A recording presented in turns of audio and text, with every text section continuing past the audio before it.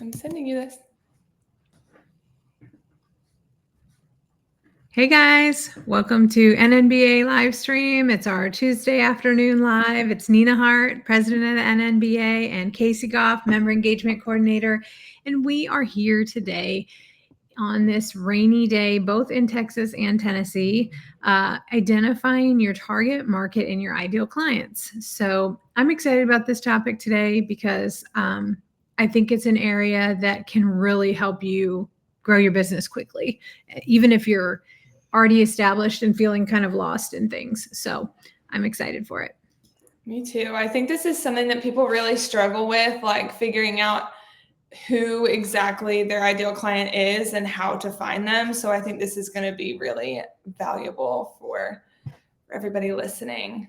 I think what's even worse in some ways is that some people that I talk to don't know that they don't know who their ideal client is, or when we start out in our business, we just assume like, this is what I am interested in, so this is what I'm gonna do, but we don't put enough time into like who actually is benefiting from my service and how am I finding who that is and what do I know about them. And part of this kind of goes into, I don't know if you've ever heard of this before, but like the avatar exercise, which is my historically least favorite exercise in all the business training I've ever done in my life. Have you ever heard of the avatar? No, I've never heard of that. You have to create your ideal client avatar. And it's like, usually the ones I've done are like 3-page long worksheets. It's like, my ideal client is a woman and she has one child and she hates her life. And she, like, literally, it's like you and it does have value. I'm not trying to devalue the exercise. And that's essentially what we're talking about today, literally talking about how to find out exactly who you serve, because when you know that, then you can connect with them on a much deeper level and they recognize that you're the person to help them. And that's really what the whole point of this is. Right. Right. That was the So first thing I thought of. no, I've not heard of that. Something that comes to mind for me is like when you try to like serve everyone, it just can get really overwhelming and lead to a lot of burnout and inconsistency. And I think that's in your marketing. If you're trying to market to single young men and then older women and then kids, like it's inconsistent. You're always going to be like not reaching someone. Whereas if you really like niche down and like get specific, if you know that single moms age 30 to 40 are who you mostly want to reach, then almost everything that you send out can be specific to them. So I just think it's defining your market like really allows for you to find clients that are serious and need your business, and you can get people that you work for and that work for you. You're so right about that. And I really like the way that you kind of put that, because in our mind, I think sometimes we have like this, I guess it's a scarcity mindset, but in this way, it's like more of a large scale. Like I have to reach more people, because if I only talk to single moms age 30 to 40, how many people is that? There's not enough people and I won't get enough clients. And that's really a scarcity mindset. But we kind of trick ourselves into believing that's true because we think more is better, better, better. But really, what you're talking about here is you're talking about reaching a higher quality of leads for your business. And you're talking about connecting with a higher quality of client for who you want to serve. Right. But if you go into that not knowing that you want to serve, or not acknowledging and not strategizing to the point that you decide you need to serve 30 to 40-year-old single moms, then, who work full time, then you really don't know that information. And so you're kind of throwing spaghetti at the wall, hoping something sticks. And it takes a lot longer to figure out why you're not getting quality leads, why you're not getting high conversion rate, why you're not getting more personal connections, and why you're feeling like your content isn't landing. Yeah. And all of that kind of goes together in the same vein, because it's all related to who you're speaking to and how. Right. What do you think are the biggest mistakes that nurse entrepreneurs make when they're trying to define their audience? Do you think it's that scarcity mindset where they're like, I just don't want to risk losing anyone? Or what do I you think think? that's a lot of it. I mean, I Yeah. do think that's a lot of it because I think that we think more is more, and sometimes more, like, this is one of my favorite things ever, is like we believe that more is more, but sometimes more is just heavier to carry, right? So it's like you're doing more work trying to reach more people, when if you are really just making good, authentic connections with who you actually help, that would really kind of take all that pressure off of you and make you feel like everything was a lot more manageable. And then I also think the other thing kind of relates to our topic of pivoting a little bit, that sometimes it's really not, it's really an issue of like time and consistency and showing up, and like, you know, messaging is a lot of it. So you don't feel like, don't just stop as soon as one post doesn't hit, right? One post doesn't blow up and get you 10 clients and you're like, well, this isn't working, right? Yeah. That's, you know, I think consistency is a big piece of this as well. Yeah. So how can nurses narrow their focus without feeling like they're excluding potential clients?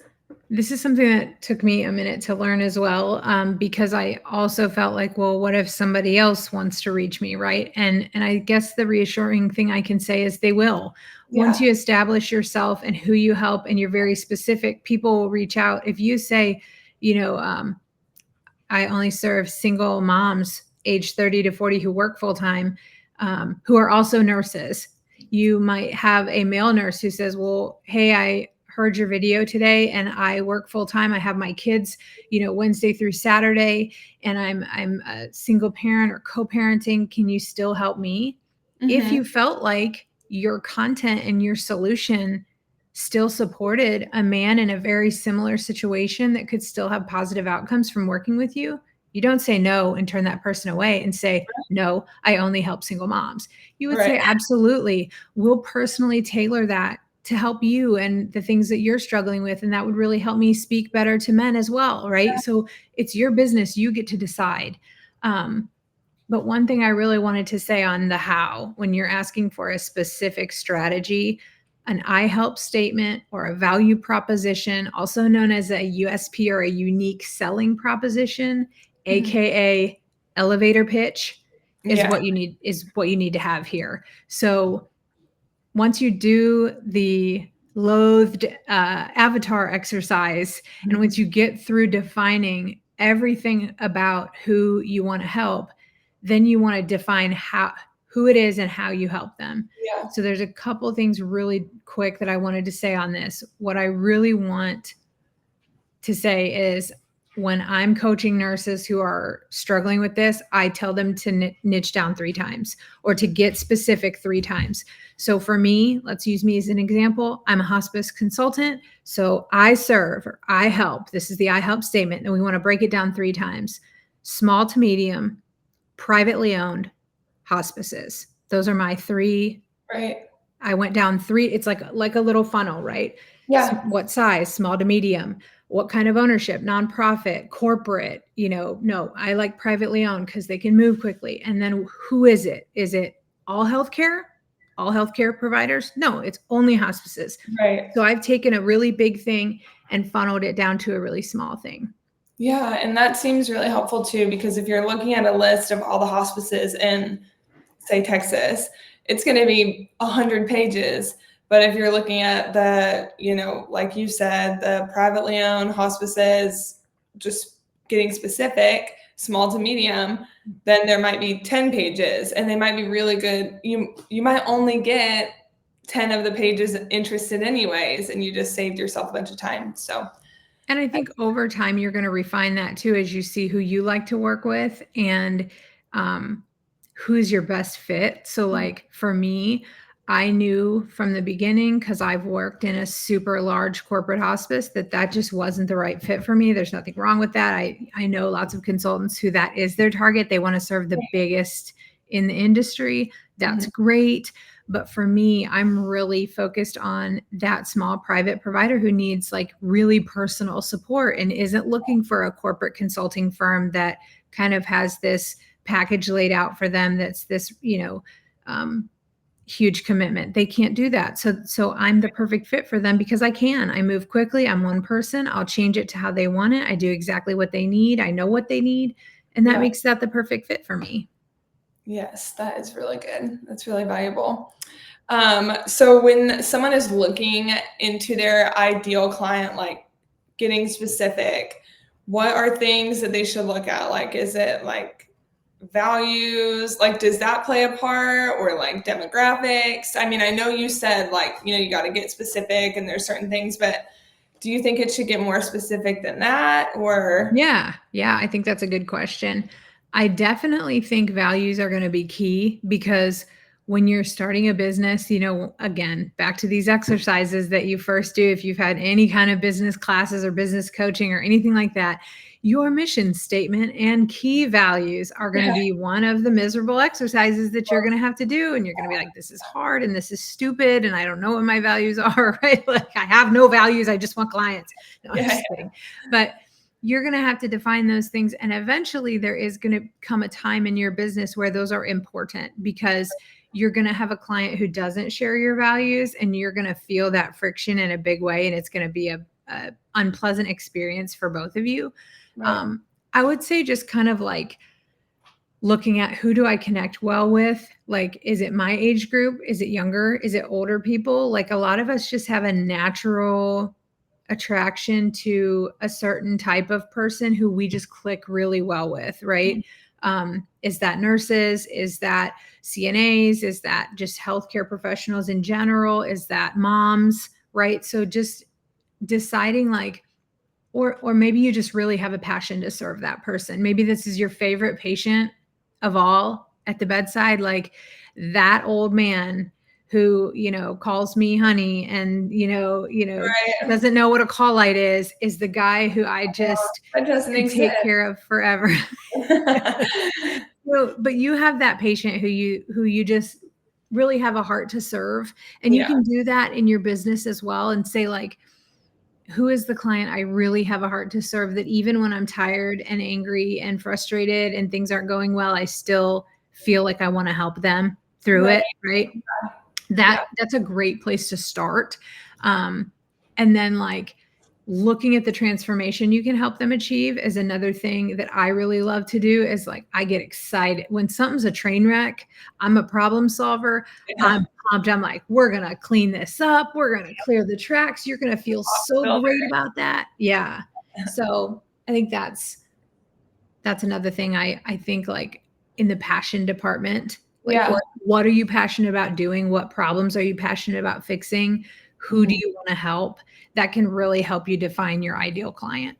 Yeah, that's really good. That's honestly, I'm just thinking while you're talking about like how this is so valuable even for people that are not in healthcare at all. Like, I've talked about little businesses that I've been interested in, and it makes you think like this has nothing to do with healthcare. And I still think it'd be extremely valuable to like make the statements and create the elevator pitch and really get specific and funnel down on the people that are, may benefit. Well, the elevator pitch or the I help statement doesn't just help you figure out who you serve. It helps them know that's who you help too. So you can naturally weave that into all your content and say like, oh, well, I actually help so-and-so do such and such so they can, have this experience or have this outcome. And you can share that in all of your content to make it very clear. Here's who I help and here's how I help them. And here's what you'll get when you work with me. And that really helps make that connection with potential clients. And it literally tells them like, she can help me get what I want. Yeah. In a very simple way that anyone can understand. And it really is so important. Like, I know it seems silly and it might sound redundant, but if people don't know what you're doing, even a little bit, like I am so much more likely to go to like someone for help that I know exactly what they do and I'm not crazy about how they do it versus someone that maybe could do really, really good, but like they don't seem sure of themselves. So, I think that is super important. And I think attracting the right people is important. So that kind of leads me into my next question. Like, how can a business owner, what's like a practical way that they can start to attract the right people? Like, how do they tailor their message and branding to their specific ideal client once they decide who that is? Well, I think this kind of actually ties back to last week a little bit, where we talked about visibility and building authority and expertise. Once you know who that client is and you've identified, like, okay, this is who I'm talking to and this is their problem, you want to speak to that pain that they're experiencing and the promise that you deliver. And so I think like that should all be in your I help statement, right? So I help nurses with burnout, right? So in that statement right there is saying like, okay, what are they experiencing during burnout that you help them with? How is that affecting their lives? And that's where that miserable avatar comes in, because you're getting really up close and personal with what your client's experiencing. You're getting really nitty gritty. Like some of these avatar exercises that I've done literally were like, where does she like to shop? What is her favorite hobby? What Yeah, does she I do in remember her you free? telling I'm me to say that. serious. I'm serious. It went that, like, what books does she read?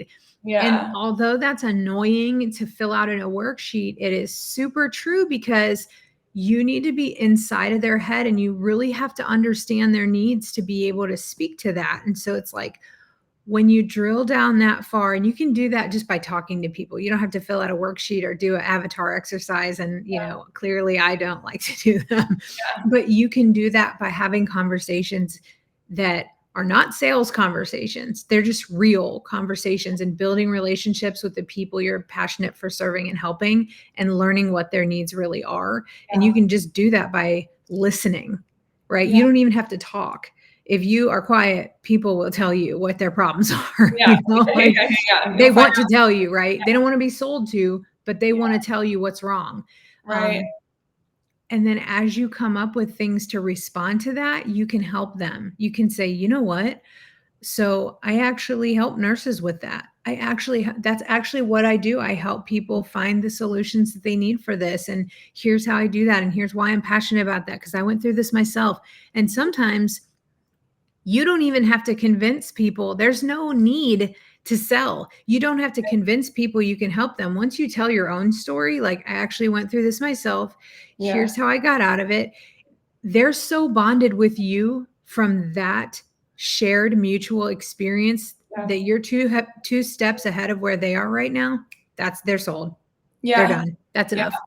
I totally agree with that. I always like tell people I love sales, but I hate selling. Yeah. Like, I have never been like the kind of salesperson that's like, hey, look at this new thing we got. Like, I've always been like, hey, I brought coffee. Let's like chat. How's your daughter? How are things going? Are you still like having this issue or whatever? And then they'll be like, how are you? And then it kind of gives you a chance to say, oh, it's a little slow. I'm looking for like some clients that are, when I worked in recovery, like I'm looking for some people that maybe need some help at a recovery center. And then they're like, oh yeah, well, actually I know, because you're just like in conversation. But being on both sides of the seller and the one being sold to, when someone comes in hard on that sales, you like shut down. I'm busy. I've got stuff to do. Go away. Drop off the donuts and get gone. But like, when someone's just coming to chat, like there's always time to chat with one of your girls, So yeah, I think that relationships are huge and you don't really need to sell yourself a lot of the time. Agreed.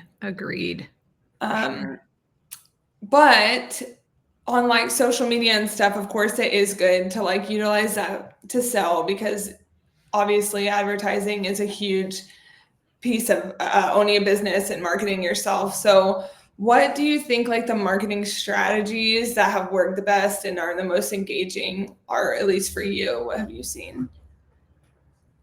I think the marketing strategies for identifying your ideal client and like really calling out to your right person, or like kind of, if you're almost like doing market research in some ways to figure out like, okay, I'm trying to target burnout nurses. One of the least effective things I've seen are the generic ChatGPT AI posts calling all burnout nurses.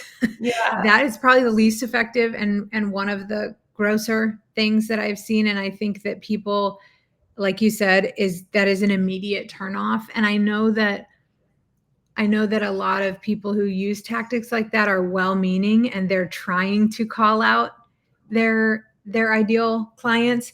Unfortunately, like you said, it really has the opposite effect of like, ew, please go away. I'm burnout and I don't want to talk to you. Right? Like, especially for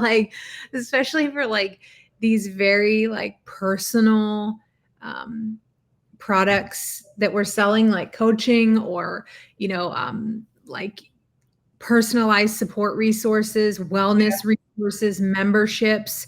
Um, you don't want to, in a lot of those cases, when you're speaking to a specific pain that's very personal, that's really not something that you kind of do the call out for, right? So it's more of like that softer touch of like experiential, really personal sharing. I like video for that. I like live for that because you are getting the most authentic version of the story. I like speaking events for that. I'm very fortunate that I have been able to share my very personal story of being fired and how I started as a consultant in front of 200 to 300 people. And I'm told, based on feedback, that still felt very authentic, that there was nothing that felt salesy to them about that. And really what you're selling anyway is yourself. I'm the coach, I'm the consultant. I've been there, done that, got the t-shirt, still on my own journey, still learning, still want to support nurses with that. That's my heart. That's what my passion is. That's who I help. And so, like you said before, it's really about getting confident in that, about building your own confidence in that. And while that's kind of a catch-22 because it does happen with outcomes, that confidence comes from getting the outcomes you say you're going to get, right? Yeah. There's just a lot of work on the front end that you need to do to get there. And I think that's really doing the work of understanding who you help and why you help them. And back to your passion of the why, you have to really understand why you're committed to helping this person and really deeply understand their problem on a personal level. And then you're going to develop your own process. And this is something I've done with many nurses, is help them develop their step-by-step, their proven process, their the way that they show up and serve that ideal client is what's going to lead to more of those ideal clients seeing that's how you serve and wanting to be served in that way and circling back. And that can take a lot of time. So not now doesn't mean no, right? Just because you're not seeing, the people that engage convert consistently doesn't mean that they won't if you keep showing up consistently. Consistency is so much of it. And maintaining that same level of authenticity and not using, slimy sales tactics or spamming people or, really like doing those call outs that, or like, I would just be really careful that your content or that your messaging is not self-serving. And I think, because I do think that people see that, especially on social media. So authenticity is number one. That's one of my values. And so for me, keeping true to who I am is really, really important. And I think whatever your values are, when you really stick to those in your content and how you speak to people and how you deal with people, they will see that, they will recognize that, and they will be attracted to that. Yeah. And there are people, and once you start to pay attention, there are people that just like you for whatever reason, they just like you, right? And I don't know about anybody else, but I always think like, oh, I'm just, too sarcastic or not professional enough. Or we all have these things that we don't like about how we present and how we come off. And we start to question ourselves. And does that make me less than? Or does that make people not want to work with me? Or is that why I'm not getting clients? Or is that why my business isn't working? And we start to like really personalize a lot of this stuff. Yeah, I get that. Yeah. So being disconnected from the outcome of what happens has been really a revelation for me recently over the last year. This is not a result of me personally and a personality issue for me. You know, my business outcomes are not tied to my personal success and tied to my personal value. So I think like finding the confidence through that can really help you kind of come to that conclusion where it's like, okay, I'm going to consistently show up. I'm going to consistently talk to the person I want to serve, whether or not they buy from me. Yeah. If I was going to work for free because I'm so passionate about helping people, I'm so passionate about helping that single mom from ages from 30 to 40 who works full time. There's those three things that funnel her down to your perfect person, right? I'm so passionate about helping her that although I recognize my services have high value, I'm going to show up and continue providing value and service no matter what happens. I'm not connected to the outcome of every post. I'm not connected to the number of likes. I'm connected to serving this person. And if I'm not messaging that well, then I need to revisit how I'm speaking if I'm not getting that engagement that I'm looking for. It's not an issue of my business isn't worthwhile, my business isn't working. It's how am I connecting? How am I building relationships? Because if I was doing that in a way that served them, they would be showing up. Or maybe I'm not making it clear how I can help them. Or I'm marketing to a niche who can't pay me, maybe, right? And we talked a little bit about that. Like, you have to have a need and someone who can pay for it, right? They have to need it, want it, and be willing to pay for it. Right. So these are all kind of components that fit together. Yeah, I think that's really super valuable. And I really like how you said just like staying authentic to yourself and not personalizing it. Because I think, you know, especially when you're younger, I mean, I can't say that for too long, not young, because I'm about to turn 30. But younger than what exactly are you saying? I mean, like younger than me. And then you in your business like journey, like for me, it's always been like, do people like me? Do people like me? Do people like me? And like, I think over the last maybe like year or so, like getting more into this, it's been like, well, it's not only about if people like me. And if someone doesn't like you or doesn't like what you're doing or doesn't like what you're offering, it doesn't necessarily have anything to do with you. Maybe they had a coach that burnt them in the past, and now they hate all coaches. So if you're a coach, you're written off, you know. Maybe they want to be doing what you're doing, and so they can't, you know, they don't like you for that reason, or, you know. I think staying authentic and true to yourself is so important, because if you lose that, you're not going to be able to like help others to the best of your ability. And the bottom line of everything you just described is that is not your ideal client. Goodbye. Mm-hmm. Right. You know, I mean, like really, like everything you just described led to a bunch of math that resulted in that person not being an ideal client who you're looking for. If you've been burned by a coach, I'm not the coach for you. I mean, really, like, you know, like for real, because I'm going to rub you wrong. Right. So it's like, I think that speaking those things in your messaging really helps tell who your ideal clients, who you are and what kind of person you are to work with. And that's part of it is like showing up enough for people to get to know you and being vulnerable and putting yourself out there. There is a lot to be said for that, because people need to feel like they can connect with you enough to get that know, like, and trust. That's really important. They need to have the know, like, and trust to feel connected enough with you to give you their trust and give you their money, right? Yeah. And that's really what it is. They have to feel like there's a trust there that you are who you say you are. You're showing up as who they need you to be, and they can make that next step to work with you.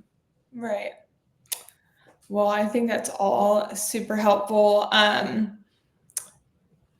think what might be really helpful, that might be something that people could do just to start off, is to start with that I help template, or, you know, write down, do their Google avatar exercises, or maybe we could throw one together, you know. even though it kind of sucks, it might be really good to get specific if you feel like you've hit, if you've plateaued in your business and you're like, I'm just not getting clients like I used to, or if your clientele has shifted and you just haven't went with it yet, maybe that's what you need to do. So I would say, yeah, start defining your target market.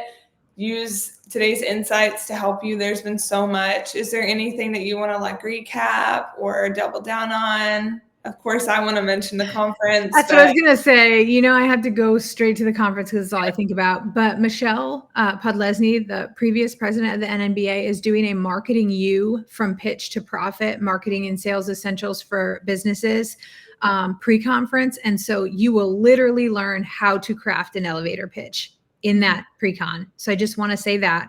And I'm doing a building consulting packages that convert. And if you're interested in consulting, we're going to talk a lot about how you put together packages that help you speak directly to your ideal client. So both of those I know for sure are about targeting ideal clients. So hers is about marketing and mine is about converting, right? And then Donna's doing one about networking, which goes specific or goes in there, you know, not specifically to ideal clients, but that would be really helpful to kind of piggyback off of that. And I will be there for moral support. So I am super excited about that. I've been really excited to see more people showing interest and more people getting registered.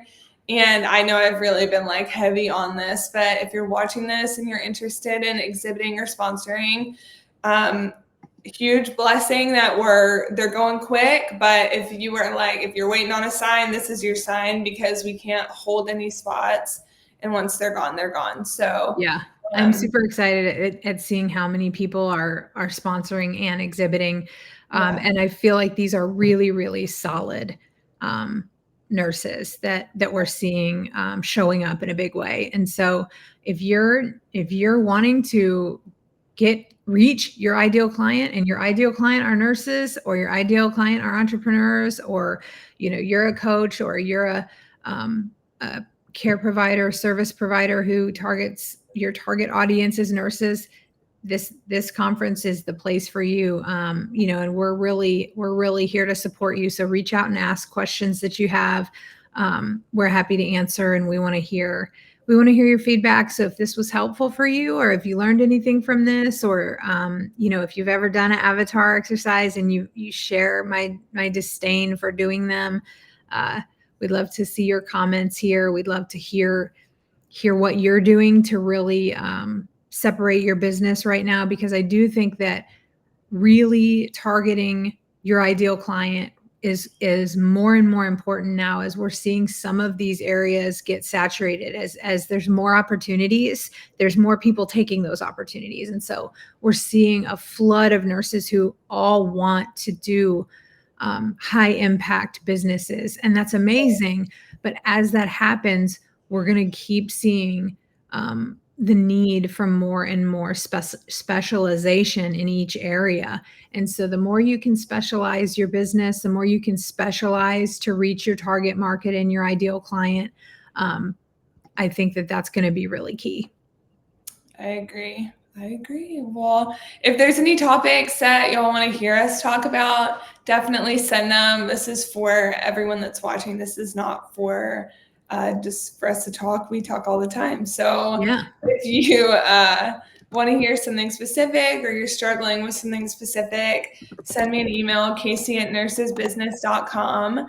I would love to feature anything that y'all want to hear about. Or if you feel like you have a lot of experience on something and you would like to be a guest, definitely send me that as well. We're really interested in bringing some more experts in. So yes, we're super excited about just all the engagement and comments, and we really appreciate you guys watching. We're glad to be doing this. It's fun, and we want to be engaging with members and non-members and supporting nurses who are interested in entrepreneurship and career alternatives. So we're very open to what you want to hear about, what you're struggling with. Like, we can do a whole live stream on just the struggle bus and what we're going through and how we can I'll move host through that it. one, and it will be 2 hours long. Okay.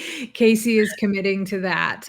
Yes. And I think we all go through that. So just having that community and that network of nurses to support you in your business is so important. And we want to be here for you. So send us your topic ideas, send us your struggles, send us if you're participating in any of the challenges we're doing on these lives. And did you do an avatar exercise? What did you learn from it? What did you get from it? Casey wants to hear it all. I do. She really does. So email her at casey@nursesbusiness.com or comment on this live stream and we'll get back at you. Right. Bye. Have a great week. Bye.